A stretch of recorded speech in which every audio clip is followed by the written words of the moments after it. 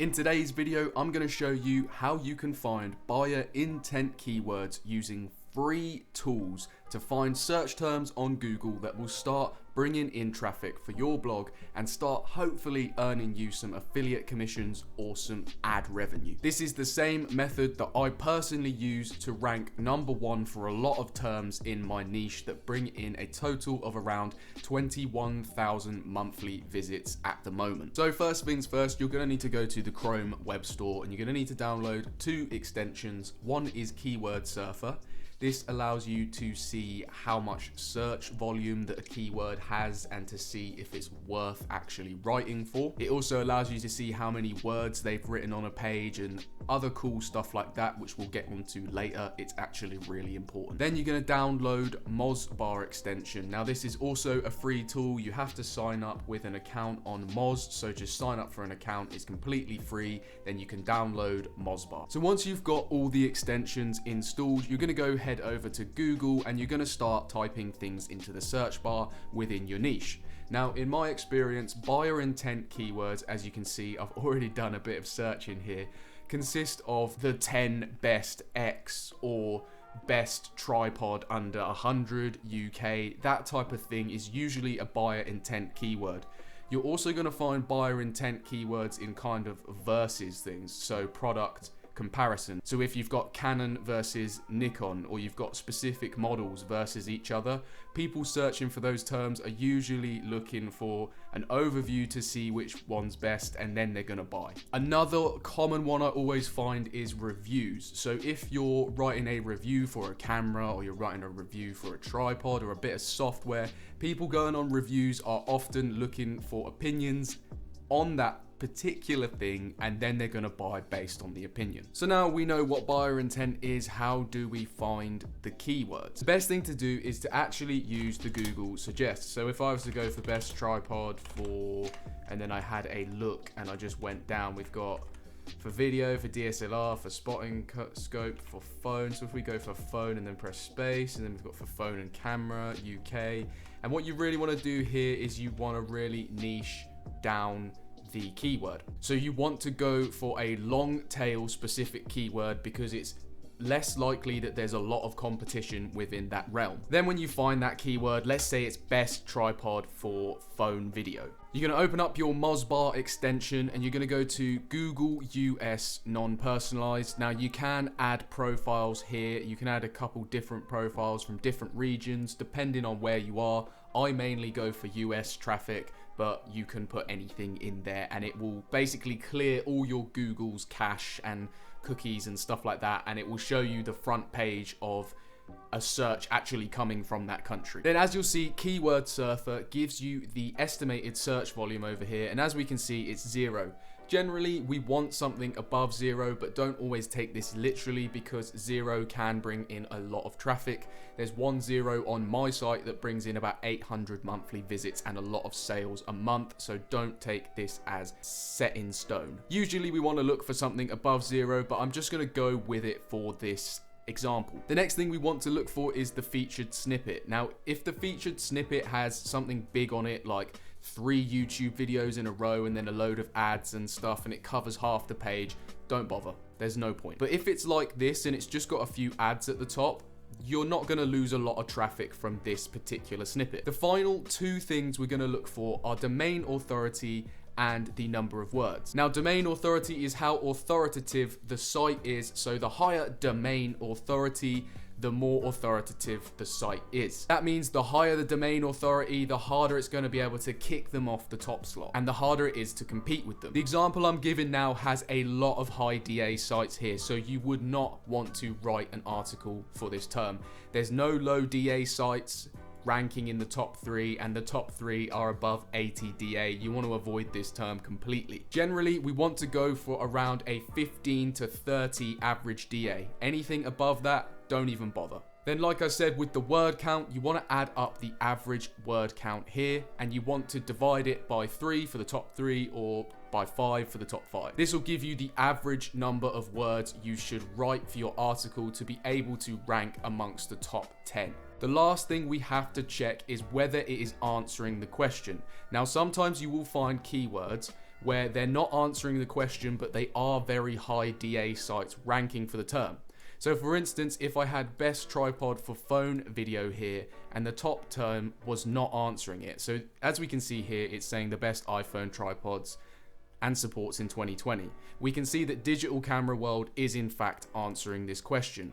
But sometimes Google puts articles at the top that aren't answering the question because no one has answered the question yet. One example I found, which we'll go over later on in the video, doesn't actually answer the question. And as you can see, the top slot is the 10 best cameras for TikTok in India.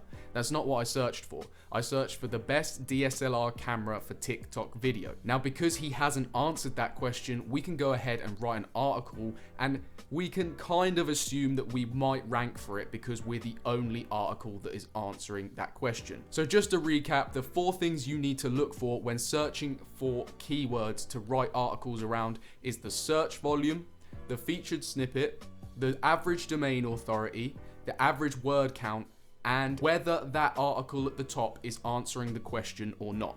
That's 5 things. Like I said, I was using the Google manual method. Now, Google suggests keywords for you, but sometimes you just can't think of anything, and there's a great tool called Keyword Shitter. You can use this tool and it will spit out a ton of keywords for you. So what I did here was I typed in best DSLR camera for video as my first keyword. As you can see, started the job, and then it went through a number of keywords and found loads of different keywords for me. Then what I started doing is I started looking through these keywords and then began to copy and paste them into Google. Now, from this tool, I found a good 3 keywords that I think in the camera niche would be good for writing. And there's a strong chance you'd be able to rank for them and start bringing in traffic to your website if the content on your article is good. One of the examples that came from Keyword Shitter was the best tripod for self-portraits. Now, this is a great keyword that I think a small camera blog could actually rank for if they wrote some great content around it. Now, what we've got here is a 20 search volume, and we're looking for a little bit of search volume, so that's great. We've ticked that. We can move on to the next point. The featured snippet is just ads, so you're not going to lose a lot of traffic from the ads. It's not a big like page of videos and all that other type of stuff. The next thing I said to look for was domain authority, and it's the average domain authority of the top 3. And as you can see, we've got some quite high domain authorities here. Now, here's where this requirement differs. So if we have a look at the title they've got best tripod for DSLR cameras in 2021. This is not what I'm looking for. I'm not looking for a best tripod for DSLR cameras in 2021. I'm looking for best tripods for self-portraits. Now, as we can see, the top 3 results have not written a keyword specific guide for specifically self-portraits. Now, I'm not within the camera niche, so there may be a reason for why they haven't done that, but there is a keyword opportunity here with an estimated search volume of 20 in the US that these sites have not written for. So people searching this are looking for that term and they're not finding the results. So you could easily write an article for this and you would be able to rank for that if you were a low DA blog, or you'd have a very strong chance of ranking for it. Now, the next one I found was best DSLR camera for TikTok videos. And as you can see, we've got a 0 search volume, but TikTok's pretty popular right now, so I reckon the estimated search volume on that is wrong. So as we can see, the US non-personalized results have this bestopedia.org, and if we take a look at the website, we have a DA of 8, which is excessively low. Now, because they've got a DA of 8, we have a bit of a chance of being able to rank for this term. And they also haven't actually answered the search term we're looking for. We're looking for best DSLR camera for TikTok videos. They've put the top 10 best cameras for TikTok in India. So they're specific to India. We're specific to DSLR cameras for TikTok videos. So if we were to put best DSLR camera for TikTok videos in our title, we could potentially take the featured snippet from them. Then as we go down, we can see some higher DA ones, and we've got a DA of 46 and 86, but we're just gonna kind of ignore those because they don't have the search term answered within their titles. So in this case, I would take the best DSLR camera for TikTok video as a strong keyword that we could write an article around and potentially rank for. Now, as you can see, our competition have written around 3,200 words. So what we want to do is we want to try and aim for writing 3,200 words or 3,300 or something around that range that answers the question properly without waffling. So what I would do when I found a keyword like this is I'd simply take the keyword, I'd pop it in a Google sheet, I'd put the search volume as 0, the average DA, I'm not even going to really add that up because they're not really answering the question, and the one that is answering the question has only got a DA of 8, so we can put the average DA of 8. And then we've got an average word count. I really think this is the only competitor we've got here. I could be wrong, but based on my experience, I think we'd be able to rank for this. I'm gonna put 3,286 to see what I need to write for this. And then the reference article is this one. So we're just gonna copy and paste the reference article over, and pretty much we're just going to use that as a reference. Now, once we've done that, we've got our first keyword in our keywords sheet to write about. Best DSLR camera for TikTok video. I'm going to go ahead and I'm going to write a 3,300 word article on that. Then the next example I found was the best DSLR camera for wedding video. Now, this has got a 0 search volume, but judging by the amount of wedding photographers and videographers there are out there, I wouldn't really take this estimated search volume as legit, and I would probably just go forward and look to the DA of the next sites that are writing about them. Now, as you can see, we've got a pretty low DA site ranking in the top term. We've got a DA of 13, which is great because our competition isn't like a 77 DA or a 78 DA down here. Now, the next one is Canon, which is DA 77, and then we've got videographers, what cameras are good for wedding. We've got a DA of 14 there, then we've got some videos and a DA of 50. So we've got 2 low DA sites in the top 3.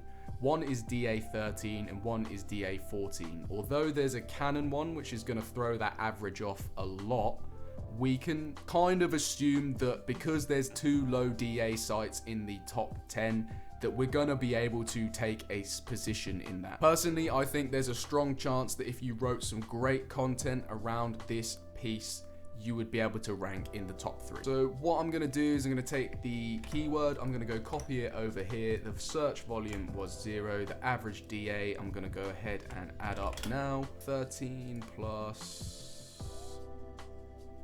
77 plus, that was 14.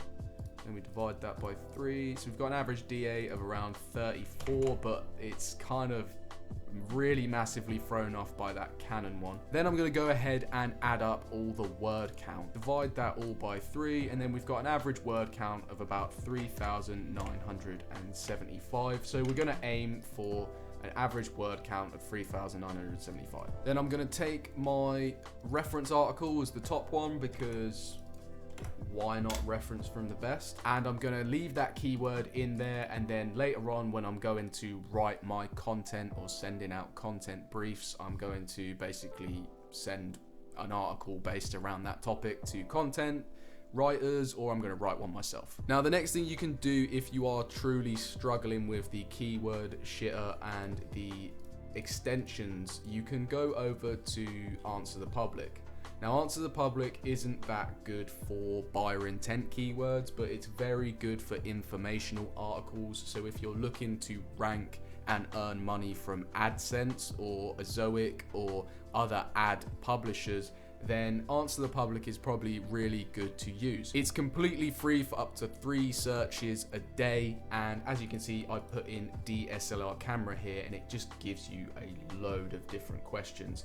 And it's hard to read, you're going to be like moving your head around and stuff, but you can actually download it here as a CSV.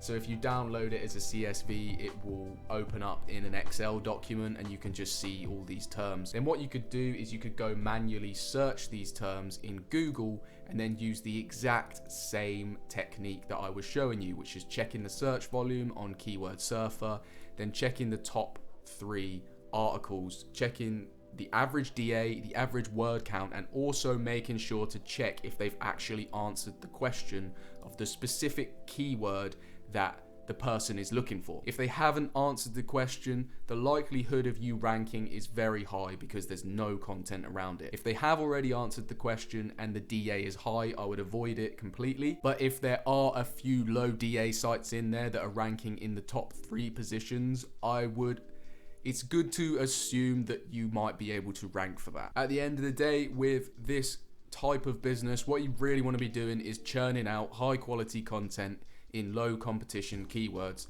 So if you don't rank for a couple of the keywords that you've found, it's not the end of the world. You just want to keep pushing content out there so Google starts to see it and starts to rank it. Now, there is one other tool that I do use to help me rank in Google, and it is a paid tool, but it is one of the only paid tools I would ever recommend you use in finding keywords. It's not even finding keywords, it's used for content editing. Like I said, it's a content editor called Surfer SEO. They're the same ones that make this free keyword surfer tool, and honestly, it's the best thing I've ever invested in. It tells you how many keywords you should be using, exactly the length of articles you should be writing. It shows you what the competition is and all that type of stuff. Since investing in this, honestly, my rankings have surged. They've just gone a lot higher because I'm writing the content that obviously wants to be seen by Google. You don't have to buy it if you don't want to. You could do all this stuff for free and then write your 1,500 to 3,000 word articles or whatever you've worked them out to be, and then attempt to rank using that. But Keyword Surfer just makes it a little bit easier to do so. That was the exact process that I used with free tools for my blogging business to rank in the top 10 and actually start generating traffic and generating sales and generating ad revenue and all that good stuff. I hope you did enjoy. I hope it did help. If you have any questions, please leave them below. Thanks very much for watching. I'll see you soon. Bye.